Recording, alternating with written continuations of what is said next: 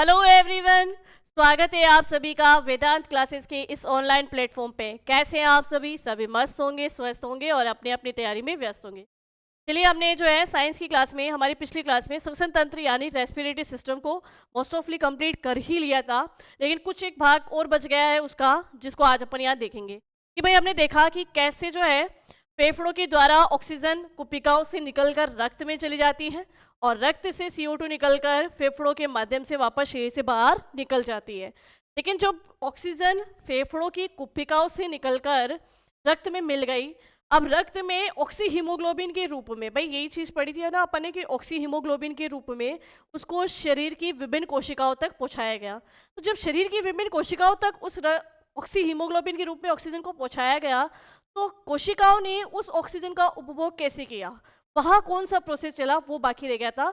उसको हम कहते हैं कोशिकीय श्वसन। क्या कहते हैं? कोशिकीय श्वसन यानी सेलुलर रेस्पिरेशन। ठीक है, तो आज हम देखेंगे कोशिकीय श्वसन। तो टॉपिक का नाम तो हमारा वही है भाई, मानव शरीर का श्वसन तंत्र, है ना। चलिए, तो टॉपिक नेम लिख लेते हैं पहले अपन।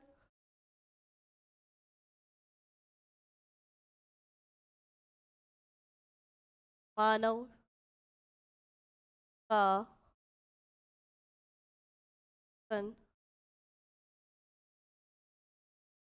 मानव शरीर का श्वसन तंत्र, ये हमारा टॉपिक है। टॉपिक में अगर बात करें तो आज जो हम पढ़ने वाले हैं वो पढ़ने वाले हैं कोशिकीय श्वसन। कोशिकीय श्वसन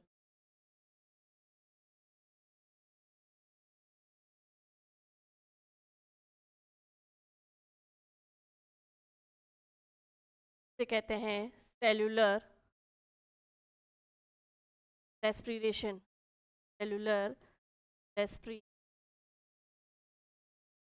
सेलुलर रेस्पिरेशन। चलिए, ये जो कोशिकीय श्वसन है, सेलुलर रेस्पिरेशन है, इसको कैसे, जैसे कि हमने कहा कि रक्त में हीमोग्लोबिन से जुड़कर यानी ऑक्सी हीमोग्लोबिन के रूप में ये रक्त नलिकाओं के द्वारा शरीर की प्रत्येक कोशिका तक ऑक्सीजन पहुंचाई जाती है। ठीक है, अब एक चीज़ ध्यान रखना, हमने जब पाचन तंत्र पढ़ा तब हमने ये भी समझा था कि हमारे शरीर में जो है कार्बोहाइड्रेट के रूप में या हमारे शरीर में जो है संचित भोजन है वो किस रूप में होता है, तो संचित भोजन होता है भाई ग्लाइकोजन के रूप में, या हम यूँ कहते हैं कि ग्लूकोज के रूप में रहता है।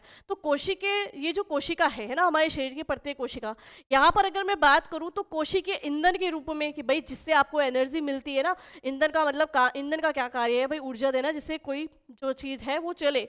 तो वैसे ही हमारे शरीर के अंदर कि भाई ये कोशिका जो है, इन कोशिकाएं प्रत्येक कार्य करती कैसी है, तो इन कोशिकाओं का एक ईंधन है वो है ग्लूकोज, जो कि हमारे शरीर के अंदर संचित भोजन के रूप में जो ग्लाइकोजन है वही आगे जाके ग्लूकोज में कन्वर्ट होकर और इन कोशिकाओं से हमारे को क्या करता है, ऊर्जा देता है। तो कोशिकाएं अपना कार्य करती है। ठीक है, तो यहाँ पर कोशिकीय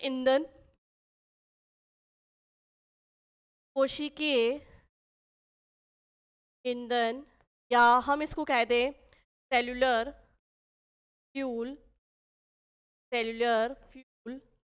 ठीक है, अब ये जो सेलुलर फ्यूल है, तो एक्चुअल में ये सेलुलर फ्यूल जो है वो किस रूप में रहता है, यहाँ पे ग्लूकोज के रूप में। किस रूप में भाई? ग्लूकोज के रूप में। अब क्या होगा, ध्यान से समझना, इस कोशिकाओं में जब ये रक्त के द्वारा ऑक्सी हीमोग्लोबिन आई, ठीक है, तो यहाँ से हीमोग्लोबिन ने क्या करा, हीमोग्लोबिन ने ये ऑक्सीजन तो छोड़ दी इस कोशिका द्रव्य में, और इस कोशिका द्रव्य ने के अंदर कोशिका के प्रत्येक अंग जिन्होंने अपना कार्य कर लिया, कार्य करते समय जो उन्होंने ऊर्जा का उपयोग किया, ऑक्सीजन का उपयोग किया, और कार्य करने के बाद जो CO2 बनी, उस CO2 को ये हीमोग्लोबिन अपने साथ जोड़कर वापस कहाँ ले जाता है, फेफड़ों के पास ले जाता है। ठीक है, तो ऑक्सीजन को यहाँ छोड़ेगा और अपने साथ CO2 को जोड़ के ले जाएगा। इसने तो अपना काम करके ये फ्री हो गया।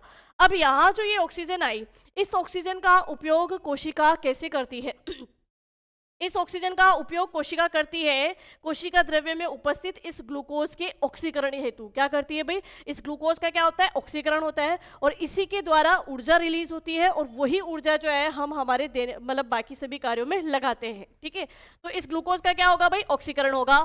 तो यहाँ पे लिख सकते हैं कि इस ग्लूकोज का ऑक्सीकरण होता है, ऑक्सीडेशन होता है, ऑक्सीकरण। ये ऑक्सीजन जो रक्त के माध्यम से कोशिका द्रव्य के पास आई है, मतलब कोशिका के पास आई है, कोशिका इस ऑक्सीजन का उपयोग जो है ग्लूकोज के ऑक्सीडेशन में करती है, यानी ग्लूकोज के ऑक्सीकरण के लिए करती है। तो ऑक्सीडेशन या ऑक्सीकरण हेतु करती है। इससे क्या होती है, इससे रिलीज होती है ऊर्जा यानी कि एनर्जी, ठीक है। और यही एनर्जी या ऊर्जा जो है कोशिका बाकी अपने सारे कार्यों के लिए लगा लेती है, या ऐसे समझ लो कि इसी एनर्जी से जो है हम दिन भर कार्य करते हैं। समझ में आ गई ये बात? चलिए, तो आपसे पूछा भी जा सकता है भाई कोशिका ईंधन क्या होता है, तो कोशिका ईंधन या फ्यूल हम किसे कहते हैं भाई, ग्लूकोज को कहते हैं। क्लियर हो गई ये बात? चलो, अब ध्यान से सुनना है कि भाई ये ऑक्सीकरण हुआ। अब यहाँ पर ये जो ग्लूकोज का ऑक्सीकरण हुआ, ये ग्लूकोज की ऑक्सीकरण यानी कि हम बात करें कोशिका में ये श्वसन की प्रक्रिया हो रही है, तो कोशिका में ये श्वसन की प्रक्रिया भी दो प्रकार से होती है, या हम कह दें कि कोशिका श्वसन जो है दो चरणों में होता है। अब कोशिका श्वसन में दो चरण कौन कौन से, अगर दो चरण की मैं बात करूँ, कोशिका श्वसन में एक तो चलता है ग्लाइकोलाइसिस चक्र। क्या चलता है भाई? ग्लाइकोलाइसिस चक्र।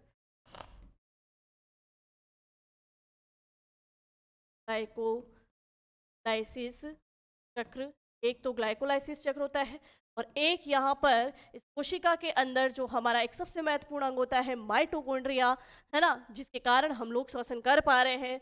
वही माइटोकॉन्ड्रिया के अंदर चलता है क्रेब्स चक्र। क्या चलता है भाई? क्रेब्स चक्र। ठीक है, चलिए, तो ये कोशिकीय श्वसन जो है दो चक्र में पूरा होता है, ग्लाइकोलिसिस चक्र और क्रेब्स चक्र। किस किस में भाई? ग्लाइकोलिसिस चक्र और क्रेब्स चक्र में ये जो है हमारा कोशिकीय श्वसन पूर्ण होता है। अब ग्लाइकोलिसिस चक्र जो है ये कहाँ पे होता है कोशिका के अंदर, और जो क्रेब्स चक्र है वो कहाँ पे होता है कोशिका के अंदर। मैं ग्लाइकोलिसिस चक्र की बात करूँ तो ये ग्लाइकोलिसिस चक्र जो है हमारा, ये होता है कोशिका द्रव्य के अंदर। कहाँ होता है भाई? कोशिका द्रव्य में। ठीक है, तो ग्लाइकोलिसिस चक्र तो कोशिका द्रव्य में संपन्न होगा, जबकि अगर मैं बात करूं क्रेब्स चक्र की, तो ये क्रेब्स चक्र जो है ये माइटोकॉन्ड्रिया में होता है। कहाँ होता है भाई? माइटोकॉन्ड्रिया में। ठीक है, चलिए, तो ये तो हो गया आपका माइटोकॉन्ड्रिया में, और ये आपके हो गया किसमें भाई? कोशिका द्रव्य में।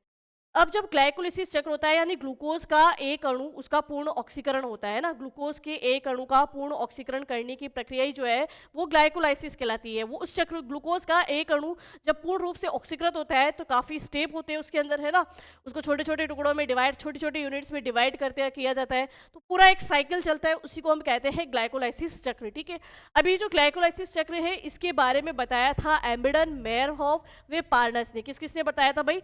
एम्बिडन, एम्बिडन, मेयरहोफ, एम्बिडन, मेयरहोफ वे पार्नस, इन तीन वैज्ञानिकों ने इसके बारे में बताया था। इसी कारण से इसको क्या कहते हैं? ईएमपी पथ कहते हैं। इसे ईएमपी पथ भी कहा जाता है। इसे ईएमपी पथ भी कहा जाता है। किसको भाई? ग्लाइकोलिसिस चक्र को ईएमपी पथ भी कहा जाता है। ठीक है, चलिए आगे बात करें कि जब ये ग्लाइकोलिसिस चक्र चलता है, यानी ग्लूकोज के एक अणु का जब पूर्ण ऑक्सीकरण होता है, तो ग्लूकोज के एक अणु के पूर्ण ऑक्सीकरण के दौरान हमें कुल कितने एटीपी अणु ऊर्जा के यहाँ ग्लाइकोलिसिस चक्र से प्राप्त होते हैं? तो कुल 10 एटीपी का निर्माण होता है ना। ग्लाइकोलिसिस चक्र में मैं बात करूं तो यहाँ पर कुल 10 एटीपी का निर्माण होगा। कितने एटीपी का? 10 एटीपी का निर्माण होता है, लेकिन इस 10 एटीपी में से 2 एटीपी इस ग्लाइकोलिसिस पथ के दौरान ही, मतलब इस ग्लाइकोलिसिस चक्र के स्वयं का कोई एक प्रोसेस करने के लिए वो 2 एटीपी यही खर्च हो जाते हैं ना। इन 10 में से 2 एटीपी इसी ग्लाइकोलिसिस चक्र में खर्च हो जाते हैं। ठीक है, तो नेट हमें जो है इससे सिर्फ 8 एटीपी अणु ऊर्जा के मिलते हैं। तो भाई टोटल कितने एटीपी अणु का निर्माण हुआ? 10 एटीपी अणुओं का निर्माण हुआ, जिसमें से 2 एटीपी खर्च होने, तो यहाँ लिख सकते हो कि 2 एटीपी खर्च हो जाते हैं, 2 एटीपी खर्च हो जाते हैं इसी ग्लाइकोलिसिस चक्र में। और जो नेट हमें एटीपी मिलते हैं इससे, वो नेट एटीपी हमें मिलते हैं कितने भाई? 8 एटीपी। चलो इसको हम नेक्स्ट स्लाइड पे देखते हैं एक बार, है ना। इधर देखो कि भाई ये क्रेब्स चक्र माइटोकॉन्ड्रिया में होता है। माइटोकॉन्ड्रिया, जब अपने कोशिका वाला टॉपिक पढ़ा तो मैंने अच्छे से बताया था कि माइटोकॉन्ड्रिया में जो है क्रेब्स चक्र चलता है। उस क्रेब्स चक्र से हमें एटीपी अणु ऊर्जा के मिलते हैं, कितने मिलते हैं, और इसके बारे में किसने बताया? इस चक्र के बारे में क्रेब्स ने बताया, इसलिए इसका नाम क्या रखा गया? क्रेब्स चक्र, है ना। इस चक्र के बारे में, इस चक्र के बारे में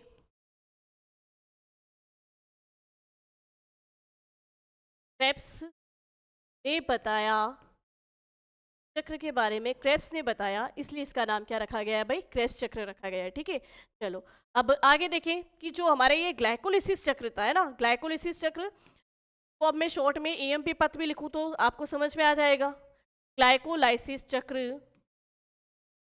ग्लाइकोलाइसिस चक्र, ठीक है, और इधर हम लिखेंगे क्रेब्स चक्र। इनमें जो हमें ऊर्जा के अणु प्राप्त हुए, मतलब कितनी ऊर्जा हमें किससे मिल रही है, जब ये दोनों चक्र चल रहे हैं और दोनों ही चक्र हमारे जो है श्वसन के लिए ज़रूरी है, तो इनसे कितने कितने एटीपी अणु ऊर्जा के रूप में मिलते हैं। ग्लाइकोलिसिस चक्र में कुल कुल 10 एटीपी अणु ऊर्जा का निर्माण होता है, 10 एटीपी का निर्माण होता है, लेकिन इसमें से 2 एटीपी इसी ग्लाइकोलिसिस चक्र में जो है काम में ले लिए जाते हैं। तो 2 एटीपी के खर्च हो जाने पर, 2 एटीपी के खर्च हो जाने पर अंत में हमें 8 एटीपी अणु ऊर्जा के प्राप्त होते हैं, 8 एटीपी प्राप्त होते हैं। ठीक है, ये याद रखना है ना कि ग्लाइकोलिसिस चक्र से हमें कितने अणु एटीपी ऊर्जा के प्राप्त होते हैं, 8 एटीपी अणु ऊर्जा के प्राप्त होते हैं, या 8 एटीपी अणुओं का लाभ होता है हमें ग्लाइकोलिसिस चक्र के दौरान।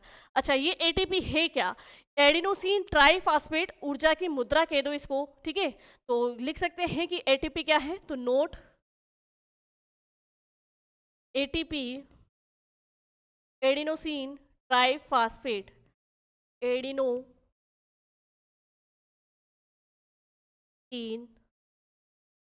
ट्राइफॉस्फेट, एडिनोसिन ट्राइफॉस्फेट ऊर्जा की मुद्रा या ऊर्जा को व्यक्त करने का एक जो है वो है तरीका ये। ठीक है, ऊर्जा की मुद्रा, जैसे हम करेंसी को, भारत की करेंसी को रुपए में करते हैं ना, तो वैसे ही ऊर्जा की ये मुद्रा है एटीपी। ठीक है, चलिए एडिनोसिन ट्राइफॉस्फेट। चलो अब इधर देखो, ग्लाइकोलिसिस चक्र से हमें कितने, 8 एटीपी, ये स्पेशल याद रखना है भाई, क्वेश्चन बनता है यहाँ से। 8 एटीपी अणु ऊर्जा के प्राप्त होते हैं हमें ग्लाइकोलिसिस चक्र के द्वारा। ठीक है, जबकि अगर मैं बात करूं क्रेब्स चक्र के द्वारा, तो क्रेब्स चक्र से हमें जो है अंत में, जब पूरा क्रेब्स चक्र कंप्लीट हो जाता है तो अंत में हमें 30, कितने भाई, 30 एटीपी ऊर्जा के लाभ होते हैं। तो क्रेब्स चक्र में,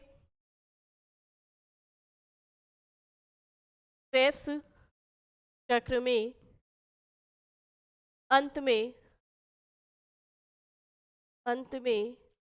30 एटीपी ऊर्जा अणु, 30 एटीपी ऊर्जा अणु का लाभ होता है, का लाभ होता है। ठीक है, चलिए तो भाई कितने हो गए, 30 इधर, 8 इधर, तो टोटल अगर मैं बात करूं तो कितने हो गए भाई, 38, कितने हो गए, 38 एटीपी। तो इसको हम इंपोर्टेंट डाल के लिख सकते हैं, क्या लिखेंगे हम कि ग्लाइकोलिसिस व क्रेब्स चक्र दोनों को मिलाकर कुल 38 एटीपी शुद्ध लाभ होता है। ठीक है, तो ग्लाइकोलिसिस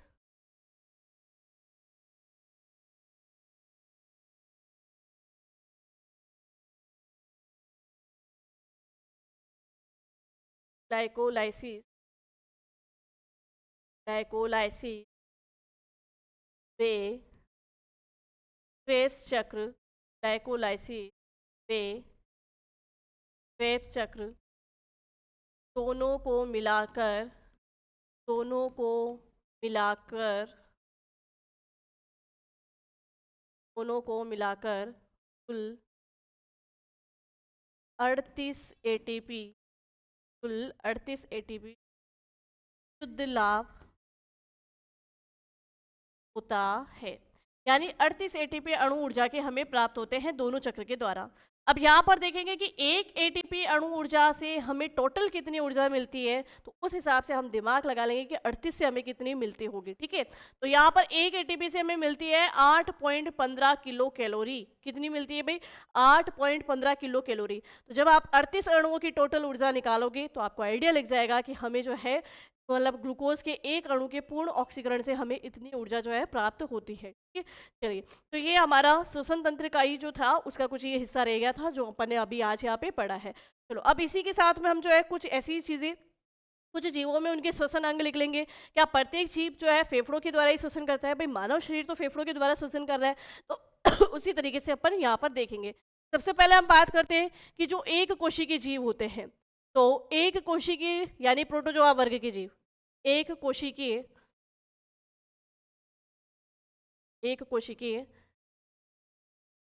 प्रोटोजोआ, एक कोशिकीय प्रोटोजोआ, कोशिकीय जंतुओं में, है ना। एक कोशिकीय जंतुओं की बात करें तो ये कोशिका झिल्ली के द्वारा श्वसन करते हैं, है ना। इनमें श्वसन अंग क्या है भाई? कोशिका झिल्ली।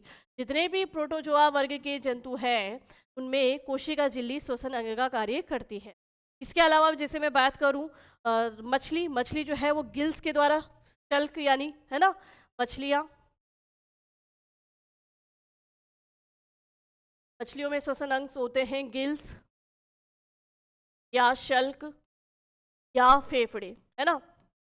मछलियाँ इन तीनों से जो क्या कर सकती है? श्वसन कर सकती है। फेफड़े नहीं, सॉरी, गलफड़े, ठीक है, गलफड़े, ठीक है, इनके द्वारा जो है मछलियाँ क्या करती है? श्वसन करती है। तो ये मछलियों में श्वसन अंग हो गए, गिल्स, शल्क, फेफड़े, ठीक है, सॉरी, गलफड़े।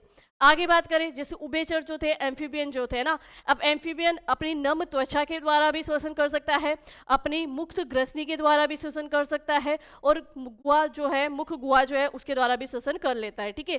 तो उभयचरों के लिए लिख सकते हैं हम उभयचर या एम्फीबियन, उभयचर या एम्फीबियन।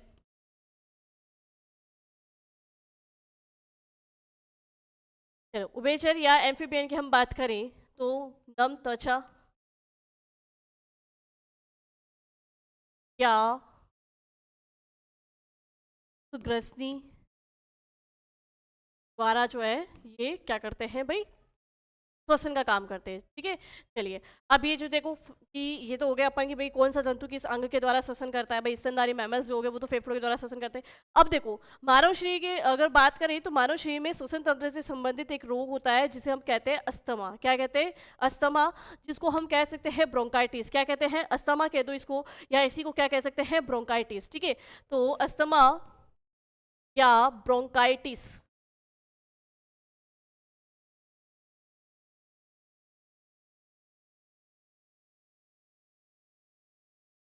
ठीक है, अस्थमा या ब्रोंकाइटिस। क्या है अस्थमा या ब्रोंकाइटिस?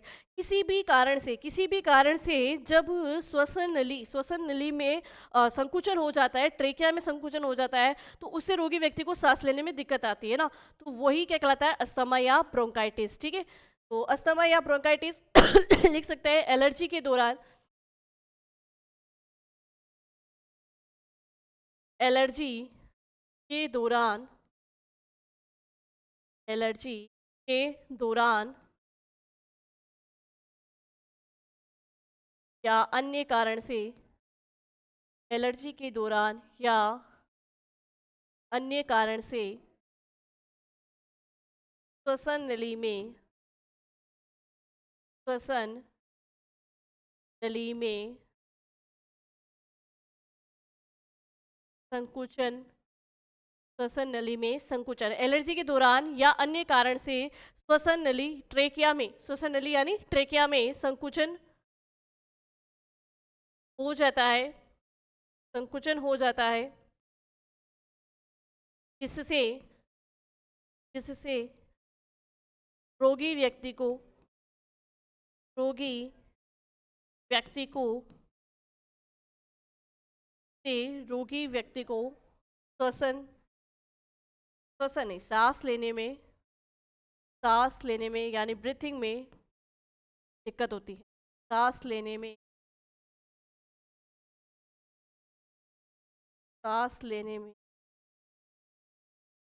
कठिनाई, सांस लेने में कठिनाई होती है। समझ में आ गई ये बात? तो सांस लेने में कठिनाई हो रही है, मतलब अस्थमा के दौरान रोगी व्यक्ति को सांस लेने में दिक्कत आती है क्योंकि उस समय श्वसन नली संकुचित हो जाती है। तो देखो इसका एक उपचार है नेमोलाइजर, है ना। नेमोलाइजर मशीन से जब नेमोलाइज किया जाता है तो उस समय नेमोलाइज भी क्या किया जाता है, आपने देखा भी होगा कि छोटे बच्चों को जब अक्सर ये अस्थमा होता है तो एक पंप जैसी मशीन होती है ना, उसको मुंह में वो लगाकर उससे ना पंप किया जाता है, मतलब हवा दी जाती है ना, तो वो हवा अंदर जाके उस श्वसन नली को खोलने का काम करती है, जिससे बच्चा क्या करता है? श्वसन ईजिली ले पाता है, ठीक है। चलो, और ऐसे अगर हम बात करें धूमपान, स्मोकिंग वगैरह करने वाले व्यक्तियों में जो है या पत्थर या मील्स की खानों में काम करने वाले लोगों में जो है फेफड़ों के अंदर कार्बन या सिलिका आदि का जमा होने से फेफड़े की क्षमता क्या हो जाती है? कम हो जाती है। तो वो भी एक रोग है भाई, है ना। चलिए, तो यहाँ पर फाइनली जो है हमारा श्वसन तंत्र कंप्लीट हो चुका है। अब नेक्स्ट बात करते हैं हम मानव शरीर का एक नया ही तंत्र हम यहाँ पे पढ़ेंगे, और अब जो हम पढ़ने वाले हैं वो है जनन तंत्र, है ना। तो मानव शरीर के जनन तंत्र की मैं बात करूँ तो इसमें भी हम सबसे पहले पढ़ेंगे नर जनन तंत्र के बारे में। किसके बारे में भाई? नर जनन तंत्र के बारे में पढ़ेंगे। नर जनन तंत्र की बात करें, सबसे पहली चीज़ कि जनन क्या है, और मानव जीवन में मतलब ये जो जनन की प्रक्रिया है, इससे मानव शरीर मतलब या कोई भी जीव ले लो, जो भी सजीव है, उन सजीवों के अंदर इस जनन की प्रक्रिया से, जनन के द्वारा यानी रिप्रोडक्शन के द्वारा मतलब क्या काम होता है। तो जो सजीवों का हम कह सकते हैं कि सजीवों का एक विशिष्ट लक्षण है ये, है ना, जिसके द्वारा प्रत्येक सजीव क्या करता है, अपने समान ही नई संततियां उत्पन्न करता है। तो उसके लिए ये जनन आवश्यक है और जनन तंत्र जो है ये कार्य करता है। ठीक है, तो नेक्स्ट जो हम पढ़ने वाले हैं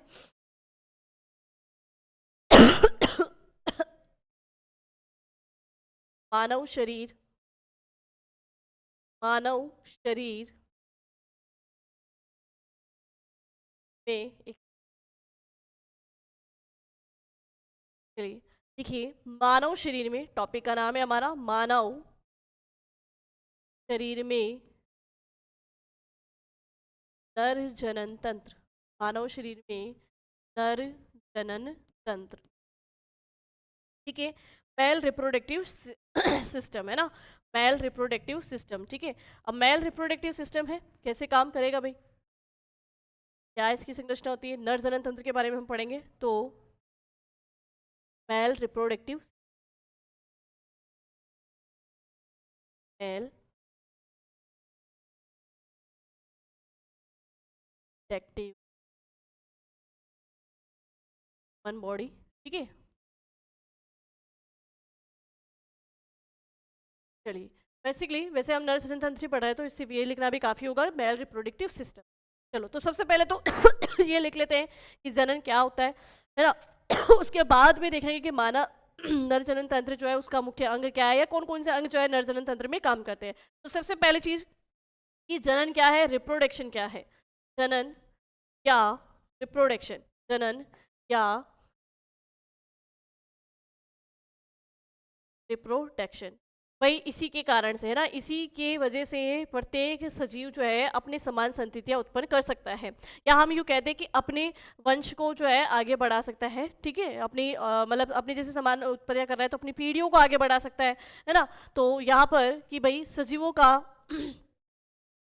सजीवों का विशिष्ट लक्षण, सजीवों का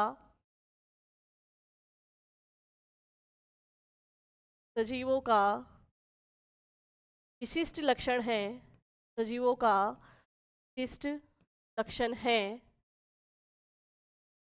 जिसके द्वारा जिसके द्वारा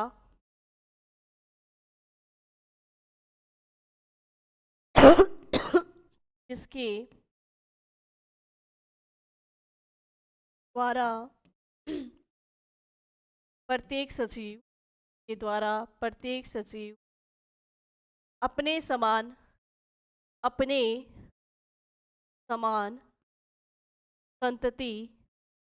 अपने समान संतति यानी अपने समान संतति की बोल दो, या इसको कह सकते हैं ऑफस्प्रिंग। क्या कह सकते हैं? ऑफस्प्रिंग, ठीक है।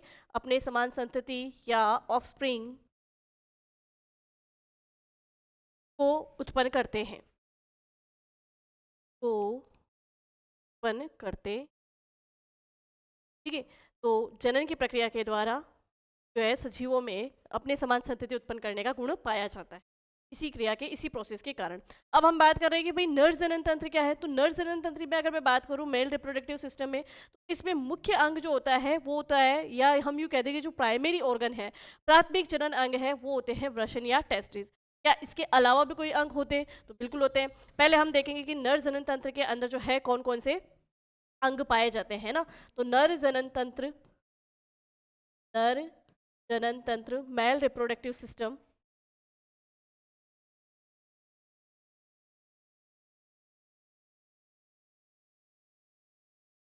मेल रिप्रोडक्टिव, मेल, चलिए अब इसकी अगर हम बात करें तो इसमें सबसे पहला जो मुख्य अंग होता है वो मुख्य अंग होता है वृषण या टेस्टिस, ठीक है। तो सबसे पहले अगर हम बात करें नर जनन तंत्र में अंगों की, तो वृषण, वृषण, ठीक है। और इसके अलावा अगर मैं बात करूं वृषण के अलावा, कि क्या वृषण ये तो मुख्य अंग हो गया, इस वृषण के अलावा कौन कौन से नरजनन अंग पाए जाते हैं, तो जैसे कि शुक्रवाहिकाएं, शुक्रवाहिकाएं,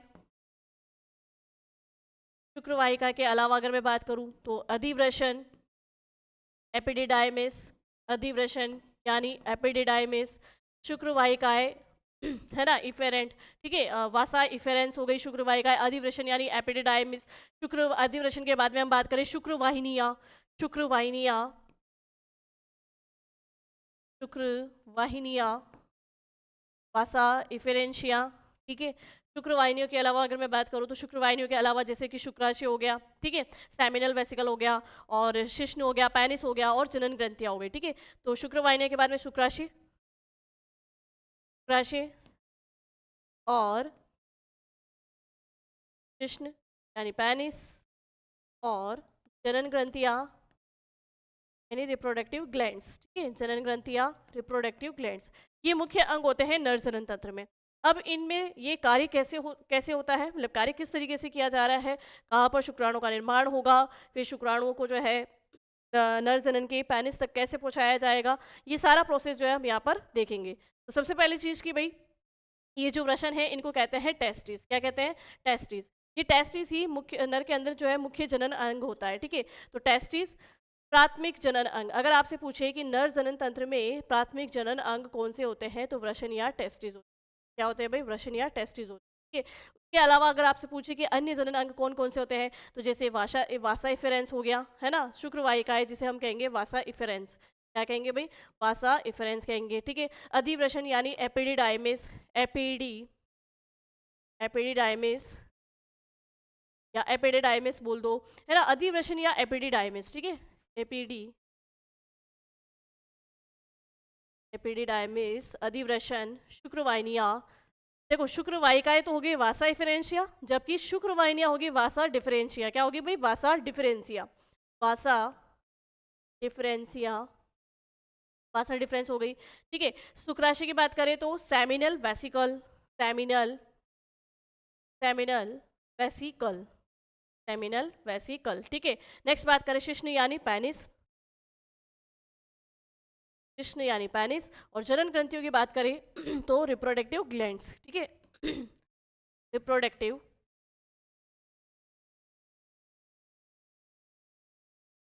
ग्लैंड्स, प्रोडक्टिव ग्लैंड्स, ठीक है। चलिए ये मेन हो गई है ना, यानी कि अगर हमें नर जनन तंत्र पढ़ना है तो इन सब अंगों के कार्यों के बारे में पढ़ना जरूरी है। तो सबसे पहले हम बात करते हैं, इसको एक डायग्राम के माध्यम से हम समझ लेते हैं, ठीक है। सबसे पहले अगर हम बात करें कि भाई जो वृषण होते हैं, भाई पहला मुख्य प्राथमिक जनन अंग हमने क्या देखा, वृषण देखा है ना। तो वृषण जो है, वृषण कहाँ स्थित होते हैं, देखो नर के अंदर जो ये वृषण होते हैं एक थैलीनुमा संरचना में होते हैं। वृषण जो है वृषण कोश में स्थित होते हैं और संख्या में कितने होते हैं भाई, 2 होते हैं ना। तो नर जनन में अगर हम बात करें नर जनन तंत्र में, तो नर के दोनों पैरों के बीच में जो है ये वृषण स्थित होते हैं और एक थैलीनुमा संरचना में स्थित होते हैं जिसे हम कहते हैं वृषण कोश, ठीक है। तो इस तरीके से भाई ये नर जनन तंत्र में हम बात करें तो ये जो थैलीनुमा संरचना है ये है वृषण कोश, क्या है भाई, वृषण कोश।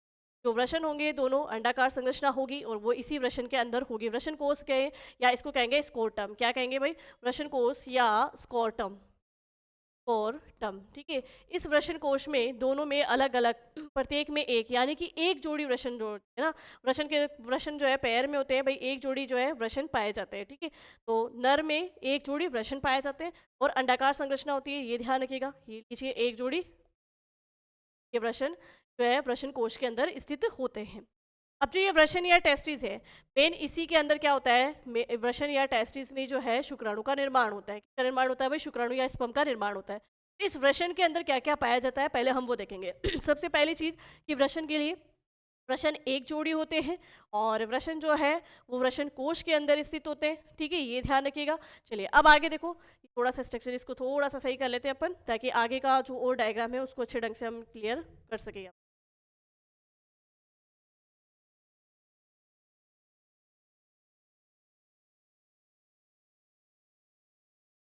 अब देखो ये जो वृषण है, इस वृषण के अगर हम देखें तो बाहर की तरफ जैसे कि कुछ झुर्रीदार त्वचा पाई जाती है ना, तो इस वृषण के अंदर क्या होती है, बहुत छोटी छोटी नलिकाएं होती है ना, तो मतलब कुछ कोशिकाएं होती है जो नलिकाओं के रूप के अंदर होती है इसके अंदर, ठीक है। तो उसी के कारण जो है इसकी बाहरी लेयर को अगर आप देखोगे तो ऐसे झुर्रीदार त्वचाएं आपको दिखाई देगी। तो अब देखते हैं कि इस वृषण के अंदर जो है कौन कौन सी कोशिकाएं या कौन कौन सी नलिकाएं पाई जाती है। तो सबसे पहले मैं बात करूं तो इसमें कुछ जो है इस तरीके से, ये जो वृषण है ना, अंदर इस वृषण में प्रत्येक वृषण के अंदर ऐसे कुछ नलिकाएं होती है ना, इस तरीके की नलिकाएं होती है। तो ये जो नलिकाएं होती है इनको कहते हैं सेमिनिफेरस नलिकाएं या सेमिनिफेरस ट्यूब्यूल। क्या कहेंगे भाई, सेमिनिफेरस नलिकाएं या सेमिनिफेरस ट्यूब्यूल, ठीक है। तो ये जो नलिकाएं हैं इनको कहेंगे हम सेमिनिफेरस। मतलब ये जो वृषण है, प्रत्येक वृषण जो है छोटे छोटे कक्षों में विभाजित होता है, छोटे छोटे कोष्ठ में विभाजित होता है, ठीक है। और इन्हीं नलिकाओं को हम क्या कहते हैं, सेमिनिफेरस नलिका। सेमिनिफेरस नलिका, सेमिनिफेरस नलिका, ठीक है, या इसे हम कह दो सेमिनिफेरस ट्यूब्यूल। क्या कहते हैं, सेमिनिफेरस नलिका या सेमिनिफेरस ट्यूब्यूल। इस सेमिनिफेरस नलिका में क्या होता है, इसमें शुक्राणु का निर्माण होता है। इनमें क्या होता है भाई, शुक्राणु का निर्माण होता है। तो शुक्राणु का निर्माण होने के कारण हम कह सकते हैं कि स्पर्मेटोजेनेसिस, शुक्राणु का निर्माण क्या कहलाता है भाई, स्पर्मेटोजेनेसिस कहलाता है। तो स्पर्मेटोजेनेसिस की प्रक्रिया जो है वो वृषण में कहाँ होती है, तो हमें याद रखना है कि कहाँ होती है भाई, ये होती है कहाँ पर, सेमिनिफेरस नलिका में, सेमिनिफेरस ट्यूब्यूल में, ठीक है। तो लिख सकते हैं यहाँ पर कि इनमें इनमें शुक्राणु के निर्माण की क्रिया होती है। इनमें शुक्राणु का निर्माण, ठीक है, शुक्राणु का निर्माण जिसे हम कहेंगे स्पर्मेटोजेनेसिस, स्पर्मेटोजेनेसिस, ठीक है। चलिए, तो एक तो ये सेमिनिफेरस नलिकाएं यहाँ पे पाई गई है, ठीक है। चलिए, उसके अलावा मैं बात करूं तो इसमें कुछ लीडिंग सेल्स पाई जाती है। क्या पाई जाती है भाई, लीडिंग सेल्स, यानी लीडिंग कोशिकाएं पाई जाती है। ये लीडिंग सेल क्या करती है, नर के अंदर जो नर हार्मोन होता है, टेस्टोस्टेरोन हार्मोन, उसका स्रावन करती है। ये लीडिंग सेल होती कहाँ है, इन सेमिनिफेरस नलिकाओं में ही कुछ जो है इस तरीके की छोटी छोटी ये लीडिंग सेल्स और पाई जाती है, ठीक है। ये लीडिंग सेल्स ही क्या करती है भाई, ये लीडिंग सेल करती है टेस्टोस्टेरोन का स्रावन। क्या करती है, टेस्टोस्टेरोन का स्रावन।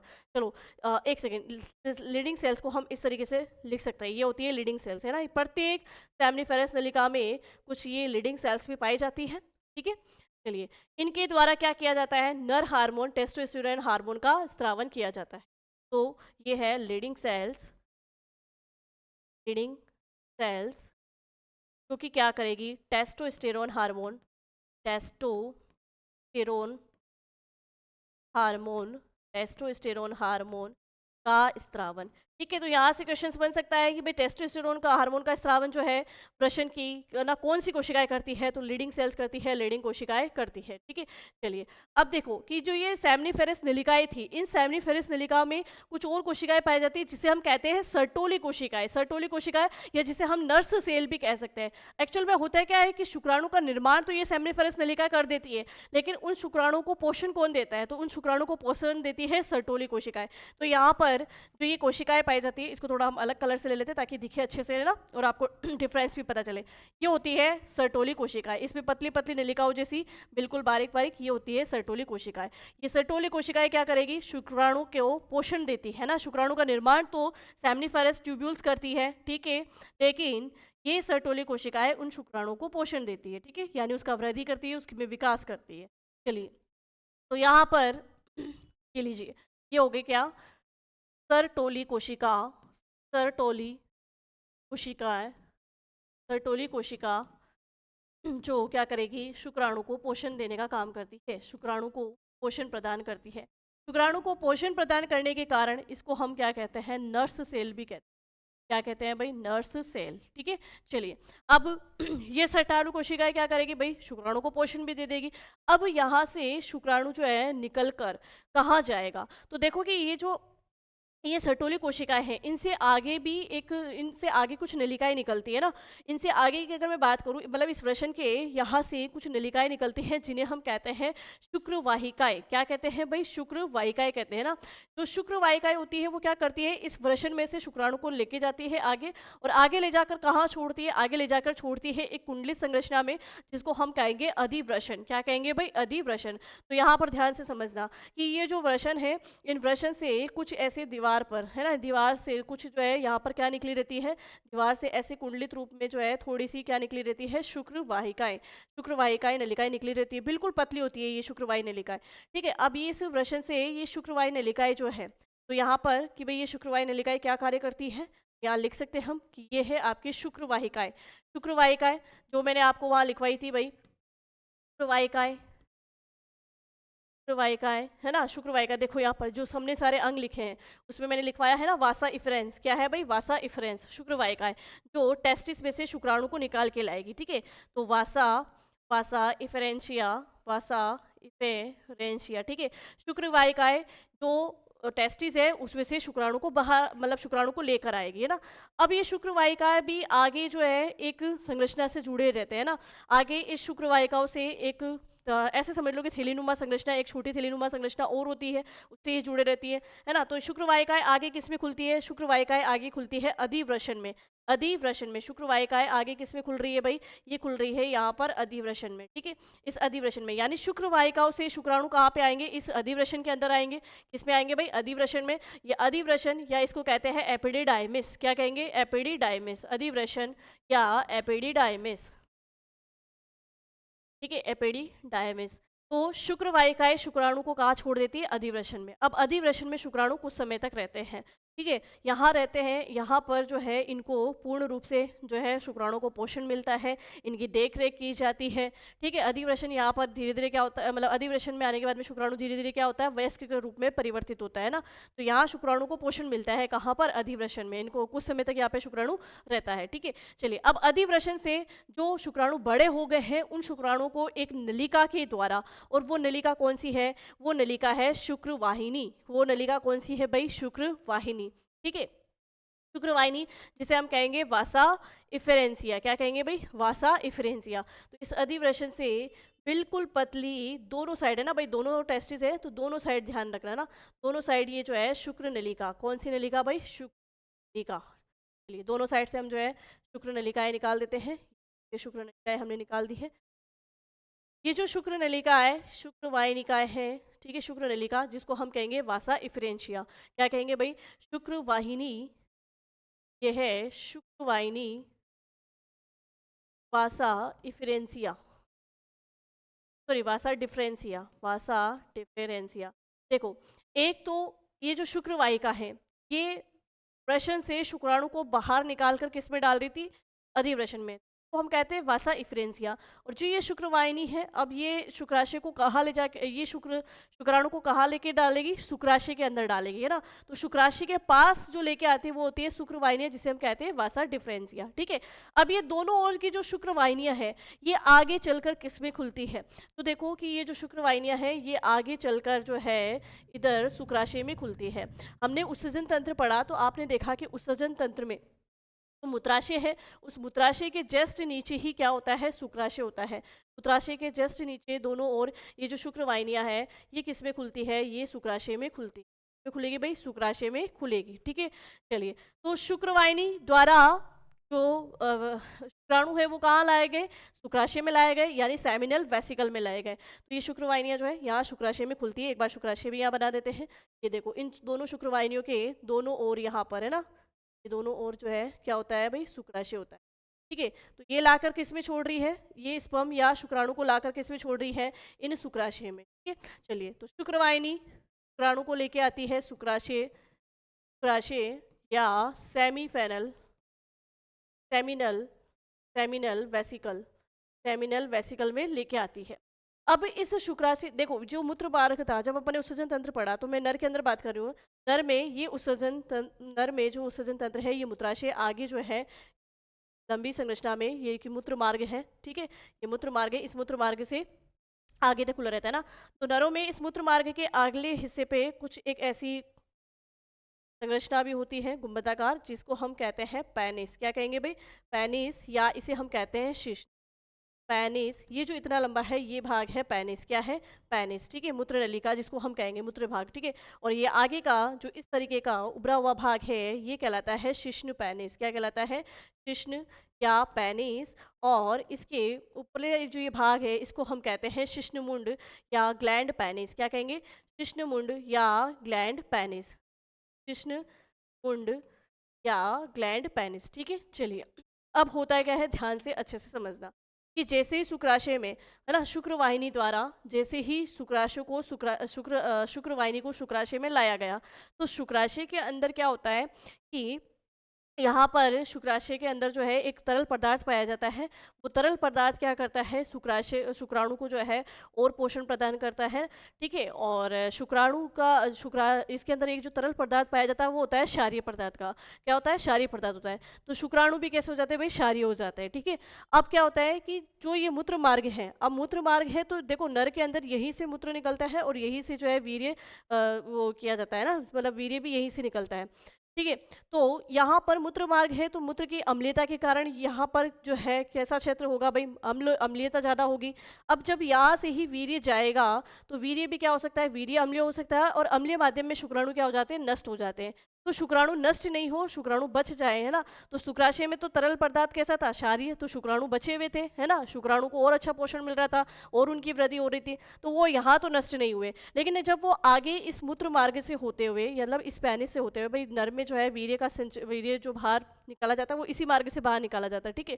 तो जब वो इसमें आएगा तो यहाँ मूत्र के माध्यम, मूत्र अम्लीय होता है तो यह अम्लीय क्षेत्र है ना, तो यहाँ पर शुक्राणु क्या हो सकते हैं, नष्ट हो सकते हैं। लेकिन फिर भी शुक्राणु नष्ट नहीं होते, क्यों नहीं होते, तो ध्यान से सुनना कि यहाँ पर मूत्राशय से आ गए अगर हम बात करें तो मूत्राशय से नीचे की ओर दो ग्रंथियाँ पाई जाती है। एक होती है काउपर ग्रंथि और एक होती है प्रोस्टेट ग्रंथि। क्या होती है, एक तो होती है काउपर ग्रंथि और एक होती है प्रोस्टेट ग्रंथि। तो पहले मैं बात करूँ सबसे पहले कि भाई ये जो है येलो कलर की जो मैंने यहाँ बनाई है, अच्छे से दिख रही होगी आपको ये होती है काउपर ग्रंथि। कौन सी ग्रंथि भाई, काउपर ग्रंथि, ठीक है। इस काउपर ग्रंथि में भी, काउपर ग्रंथि के अंदर जैसे ही काउपर ग्रंथि क्या करती है, वीर्य के अंदर, भाई ये जो शुक्राशय था, है ना, शुक्राणु जब आए, इस शुक्राशय के अंदर एक तरल पदार्थ था जो कि क्षारीय था, शुक्राणु उसमें मिल गए तो हम कह सकते हैं कि यहाँ पर क्या हो गया, वीर्य का निर्माण हो गया, है ना, वीर्य का निर्माण हो गया। फिर ये वीर्य यहाँ से कहाँ पहुँचा भाई, इस काउपर ग्रंथि में पहुँचा, तो काउपर ग्रंथि में कुछ और तरल कुछ जो है पदार्थ उसके अंदर मिलाए गए, तो यहाँ पे पूर्ण रूप से जो है वीर्य बन चुका है, ठीक है। अब वीर्य में जैसे एक बार बात करूँ कि वीर्य में जो है शुगर का वो होता है ना, तो वो मतलब जो शुगर वाले जो है वो वीर्य में यही से मिलाए जाते हैं काउपर ग्रंथि के द्वारा, ठीक है। चलिए, अब इस काउपर ग्रंथि के नीचे पाई जाती है एक प्रोस्टेट ग्रंथि। कौन सी ग्रंथि भाई, प्रोस्टेट ग्रंथि। ये प्रोस्टेट ग्रंथि क्या करती है, ये प्रोस्टेट ग्रंथि जो है इस जैसे ही काउपर ग्रंथि में शुक्र मतलब वीर्य आएगा तो ये प्रोस्टेट ग्रंथि क्या करती है, इस मूत्र मार्ग के अंदर जो है एक पदार्थ रिलीज कर देती है और वो पदार्थ क्या होता है, क्षारीय प्रकृति का होता है। क्या होता है भाई, क्षारीय प्रकृति का। जिससे क्या होता है कि इस मार्ग के अंदर जो है वातावरण कैसा बन जाता है, क्षारीय प्रकृति का बन जाता है। तो अब यहाँ से वीर्य होके जाएगा तो शुक्राणु नष्ट नहीं होंगे। समझ में आ गई बात। चलिए, और यहाँ से वीर्य फिर जो है शिश्नमुंड के द्वारा बाहर जो है उसका सेक्रेशन कर दिया जाता है, स्रावन कर दिया जाता है। तो इस तरीके से नर में ये नर जनन तंत्र काम करता है। तो भाई वृषण, नर में वृषण जो होते हैं एक जोड़ी होते हैं। वृषण या टेस्टिस वृषण कोश में एक थैलेनुमा संरचना में स्थित रहते हैं जिसे हम कहते हैं वृषण कोश में स्थित होते हैं। प्रत्येक वृषण कुछ कक्ष या कोष्ठों में बटा होता है जिसे हम कहते हैं सेमिनिफेरस नलिकाएं, जहाँ पर शुक्राणु का निर्माण होता है, ठीक है। और शुक्राणु का निर्माण होने के बाद में शुक्राणु का निर्माण हो गया, फिर उन शुक्राणुओं को पोषण प्रदान करती है कौन सी भाई, सर्टोली कोशिकाएं उसको शुक्राणु को पोषण प्रदान करती है। और लीडिंग कोशिकाएं क्या करती है, टेस्टोस्टेरोन हार्मोन का स्रावन करती है जो कि एक नर हार्मोन है। फिर यहाँ से इस वृषण से कौन सी नलिका द्वारा, शुक्र वाहिका द्वारा यानी वासा इफरेंसिया द्वारा शुक्राणु को निकालकर कहाँ डाल दिया जाता है, अधिवृषण में। अधिवृषण में कुछ दिनों तक शुक्राणु रहते हैं, वहाँ उनका वृद्धि और विकास होता है, शुक्राणु का पोषण होता है, वृद्धि और विकास होता है, ठीक है। चलिए, या हम कह दें कि शुक्राणु को संचित करके कहाँ रखा जाता है, तो शुक्राणु को संचित करके रखा जाता है अधिवृषण में, ना। स्पर्म कहाँ संचित होते हैं, स्पर्म कहाँ स्टोर्ड होते हैं, अधिवृषण में होते हैं। वयस्क या वृद्धि और विकास वहाँ होता है। फिर अधिवृषण से शुक्रवाहिनी यानी वासा डिफरेंसिया के द्वारा उसको कहाँ ले जाया जाता है, शुक्राशय यानी सेमिनल वेसिकल के पास ले जाया जाता है। शुक्राशय में जो है, शुक्राशय से एक तरल पदार्थ स्रावित होता है और उस तरल पदार्थ के स्रावित होने से शुक्राणु जब उस तरल में मिल जाते हैं तो वहाँ पर वीर्य का निर्माण हो जाता है। और वो जो वीर्य का निर्माण होता है वो मतलब वीर्य कैसा होता है भाई, सफ़ेद होता है ना। तो यहाँ पर वीर्य का सफ़ेद रंग होना भी शुक्राशय के कारण। चलिए, फिर शुक्राशय से निकलकर वीर्य पहुंचता है शिश्न या पेनिस में। कहाँ पहुंचता है, शिश्न या पेनिस में, जहाँ पर दो ग्रंथियाँ होती है, काउपर ग्रंथि और प्रोस्टेट ग्रंथि। जो काउपर ग्रंथि होती है वो शुक्राणु को शुक्राणु को जो है क्या करती है, मतलब शुक्राणु को और अत्यधिक पोषण देती है, ये जो शुक्राणु और वृद्धि कर सके, ठीक है, और इस क्षारीय क्षारीय मतलब क्षेत्र में बने रहे शुक्राणु, ठीक है। चलिए, उसके बाद में प्रोस्टेट ग्रंथि क्या करती है, प्रोस्टेट ग्रंथि जो है एक पदार्थ, एक फिर से क्षारीय पदार्थ रिलीज करेगी, जो मूत्र मार्ग का जो है वो क्या कर देगी, उसको क्षारीय बना देगी, उसकी अम्लता को हटाकर अम्लता के प्रभाव को घटा देगी, क्षारीयता के प्रभाव को बढ़ा देगी, जिससे इस मूत्र मार्ग में आए हुए जो है वीर्य उसमें से शुक्राणु नष्ट नहीं हो, ठीक है, समझ में आ गई। अब शुक्राणु की अगर मैं बात करूं तो शुक्राणु का जीवन काल कितना होता है, शुक्राणु का जीवन काल होता है 72 घंटे, यानी शुक्राणु जो है 72 घंटे तक जीवित रह सकता है। और शुक्राणु क्या है भाई, एक कोशिका ही है, ठीक है। चलिए, तो यहाँ पर ये स्पर्म शुक्राणु ये सब कुछ समझ में आ चुका है आप लोगों को। चलिए, ये हो गया हमारा कौन सा भाई, नरजनन। तो इसकी बाकी की जो कार्यविधि है कि वृषण के द्वारा क्या क्या हुआ, इसमें कौन कौन सी नलिकाएं हैं, क्या क्या है, वो अपन यहाँ पे देख लिया है। कुछ एक डिटेल्स और होगी जो कि हम जो है नेक्स्ट की क्लास में देखेंगे। आज यहीं तक है ना। आज हमने नर जनन तंत्र का पूरा प्रोसेस देखा कि शुक्राणु का निर्माण कैसे हुआ, किस कोशिका ने क्या किया, कैसे यहाँ पर जो है सर्टोली कोशिकाएं जो शुक्राणु को पोषण देती है, ठीक है। शुक्राणु का निर्माण सेमिनिफेरस नलिकाएं करती हैं, सेमिनिफेसल नहीं, ये सेमिनिफेरस होगा, सेमिनिफेरस नलिका, सेमिनिफेरस ट्यूब, ठीक है। चलिए, तो बस ऐसे ही आप जो है पढ़ते रहिए, बढ़ते रहिए, और बाकी का जो है इसका आगे का हम देखेंगे हमारी नेक्स्ट क्लास में। तो मिलते हैं हम हमारी अगली क्लास में, तब तक के लिए थैंक यू।